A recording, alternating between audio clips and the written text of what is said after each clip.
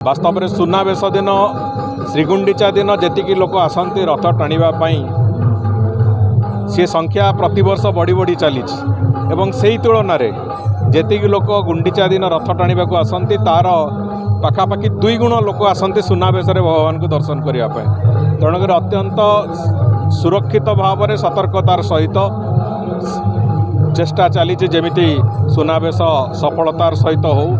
एवं लोके आसिकी तांकर दर्शन करके जातु। गत 3 दिन धरिकी पुरी रे महाप्रभु को रथरे दर्शन करिवार जो भावना लोकों भितर थाए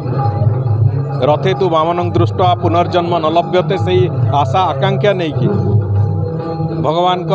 दर्शन करने रथ उपरे जो भली भाव में लक्ष लक्ष लोक 3 दिन धरिकी प्राय दर्शन करिसंती। एवं गत वर्ष गोटे अलौकिक दृश्य भी मुझे देखी जितेबाला भगवान सुनावेश चली पाखापाखि 2 घंटा धरिकी प्रचंड वर्षा से समय है आम समस्ते भाविलु से जे लोक मानकर संख्या हुए तो कमिज लोक किए कौटी छाई रे जाकि ठिया हम वर्षारू सुरक्षित रही से भाया किसी हम बिना द्विधारे कौन सी जड़े भी लोक सेठी निज स्थान घुंचिले नहीं समस्ते सेमिति वर्षारे भिजी भिजी महाप्रभु सामना को आसुता 2 हाथ टेकिकी प्रार्थना करुता जाऊता ये अलौकिक दृश्य आ कौन सी जगह देखा मिलनी महाप्रभु श्री जगन्नाथ सांगे एक कथा जोड़ी तेणुक से दृष्टिकोण संपूर्ण भाव में जमी सुरुखुर हम सुरक्षित हम तापाई समस्त व्यवस्था कराई एवं मोर भी पूर्ण विश्वास अच्छी जे भगवान करुणारे